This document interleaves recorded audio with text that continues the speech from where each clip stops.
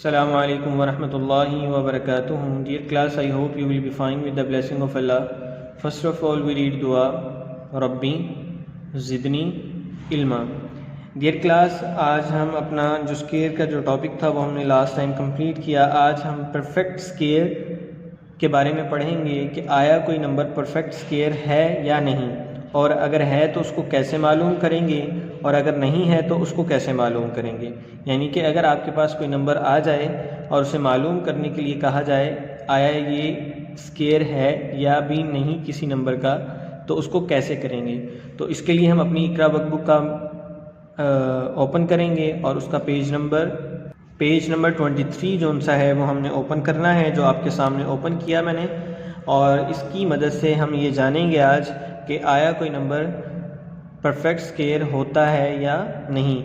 अगर वो है तो उसको कैसे मालूम करेंगे, अगर नहीं है तो उसका हमें कैसे पता चलेगा. तो आइए देखते हैं. सबसे पहले कि डू यू नो, क्या आप जानते हैं. सबसे पहले आप यहाँ डेट भी लगाएंगे.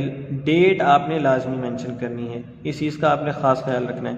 डू यू नो, क्या आप जानते हैं. क्या जानते हैं. A number which is not perfect square is called square free. अगर कोई नंबर नॉट परफेक्ट स्केयर हो, यानी कि वो किसी का परफेक्ट स्केयर ना हो, किसी नंबर का वो स्केयर ना हो, तो उसको हम स्केयर फ्री कहते हैं. और इसके बाद टू चेक वेदर, चेक करेंगे वेदर आया के अ गिवन नंबर के कोई जो दिया गया नंबर है इज़ अ परफेक्ट स्केयर और नोट है या नहीं. तो जो नंबर दिया गया है वो परफेक्ट स्केयर है या नहीं, उसको चेक करने के लिए वो यूज़ प्राइम फैक्टराइजेशन मेथड, कि हम प्राइम फैक्टराइजेशन मेथड इस्तेमाल करेंगे. अगर आपके पास दो नंबर आ जाते हैं तो उन दोनों को आपने अलग अलग फैक्टराइज करना है. इसका मतलब प्राइम फैक्टराइजेशन है. और प्राइम फैक्टराइजेशन से मुराद इनके ऐसे ही नंबर इस्तेमाल किए जाते हैं जो प्राइम हो, जैसे कि 2, 3 और 7, 5 ये प्राइम नंबर्स हैं.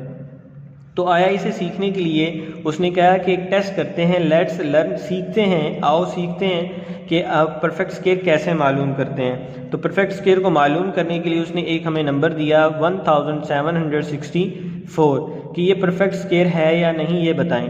तो हमने क्या किया, द प्राइम फैक्टर ऑफ 174, हमने इसकी प्राइम फैक्टराइजेशन की. 2 का टेबल 17 तक पढ़ा. 2 8 द 16, 1 बच गया, 6 के साथ लगाया तो 2 8 द 16 और 2 2 द 4, यानी कि 2 का टेबल 882 टाइम हम पढ़े तो हमारे पास ये आंसर आता है. इसी तरह फिर हमने दोबारा शुरू से टेबल रीड किया 2 का, तो 2 का टेबल कितनी बार पढ़ें कि हमारे पास 882 आ जाए.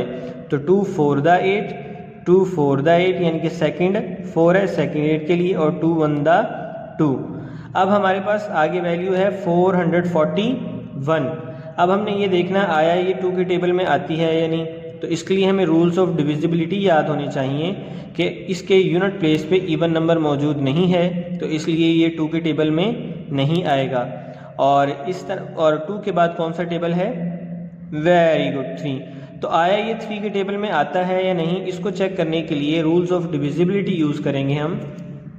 और वो रूल ये है कि जो नंबर आपको दिया जाए उसमें जितने नंबर मौजूद हों उन सब को क्या कर लें, प्लस. 4 + 4 + 1, आपके पास आंसर क्या आ गया, 9.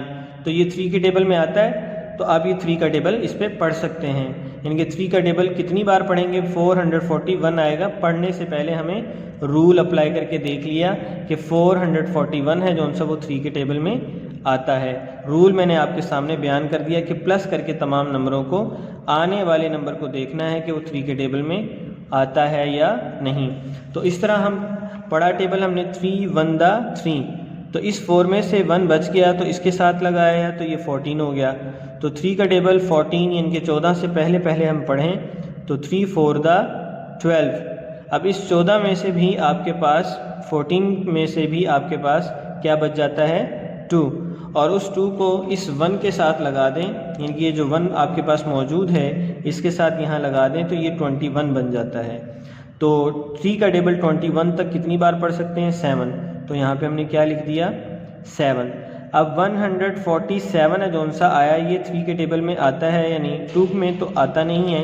क्यों, क्योंकि इसके यूनिट प्लेस पे इवन नंबर मौजूद वेरी गुड, नहीं है। तो इसको चेक करने के लिए भी हम क्या करेंगे, 1 + 4 + 7, इसको ऐड करें। 1 + 4 5, 5 + 7 12, यानी कि 3 हमारे पास 3 के टेबल में 12 आता है। तो हम ये कह सकते हैं कि ये जो वैल्यू हमारे पास मौजूद है 147, इस पे टेबल पढ़ा जा सकता है। 3 4 12, यानी कि इस 40 में से हमने 12 तक पढ़ लिया टेबल, तो बाकी कितने बच गए, 2, और इस 2 को हमने इस 7 के साथ लगा दिया, तो ये क्या बन गया, 27। तो इस 27 तक कितनी बार पढ़ सकते हैं, 3 9 27, इस तरह से पढ़ा जाता है। और अब आपके पास 49 है, ये तो सिंपल है, 7 और 7 का टेबल हम पढ़ें, 7 का टेबल कितनी बार पढ़ेंगे, हमारे पास 49 आएगा। तो वो यहाँ पे आपने गलत लिखा हुआ है बुक वाले ने, वो आप इसको चेंज करके यहाँ पे क्या लिखेंगे, 7, इस तरह से 49 है, 7 का टेबल हम पढ़ेंगे तो 7 7 41, इनके यहाँ पे 1 की जगह पे आप क्या लिखेंगे, 7, और इसके बाद फिर दोबारा उसने नीचे 7 लिखा हुआ है, 7 1 7। आप इसको इस तरह मुकम्मल करेंगे। तो यहाँ पे आपने इसको मुकम्मल करना है। तो आपके पास अब देखें 2 2 मरतबा लिखा हुआ है, पेयर बन गया, फिर आगे वाले नंबरों का भी पेयर बन रहा है और आगे वाले नंबरों का भी आपके पास पेयर बन रहा है। अगर आपके पेयर मुकम्मल बन रहे हो, यानी कि ये जो फैक्टर्स आपके पास आए हैं, अगर इनके पेयर मुकम्मल बन रहे हों तो वो क्या होगा, वेरी गुड, वो आपके पास परफेक्ट स्क्वायर होगा, यानी कि इसका भी पेयर है, इसका भी पेयर है, इसका भी पेयर है। अगर हमारे पास पेयर ना बन रहा हो तो हम उसको क्या कहेंगे, ये परफेक्ट स्क्वायर नहीं है।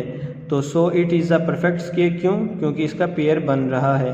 तो आज का जो आपका काम है, इकरा वर्कबुक का पेज नंबर आपने 23 है जौन सा, वो आपने कंप्लीट करना है, यही आपका काम है। और इस पे आप क्या क्या करेंगे वो सुन लीजिए कि इस मेथड को जो आपको समझाया है इसके मुताबिक आप इसको हल करेंगे। 324 और 210 को आप करेंगे, और इसी तरह इनमें से चंद पार्ट्स हैं जो लास्ट पेज पे, पेज नंबर 22 पे आपके सामने आखिर में दिए थे, जो हमने पीछे नहीं किए, ये वाले ट्राई योर सेल्फ, यानी कि आप इसको खुद करें। Sort out perfect square from the following, इनके इनमें से आपने चंद एक, इनके 37 मैं निशान लगा देता हूँ आपको, 49 और 81, और इन पार्ट्स को आपने अपनी रफ शीट पे आपने इनके परफेक्ट स्क्वायर निकालने, आया ये परफेक्ट स्क्वायर हैं या नहीं।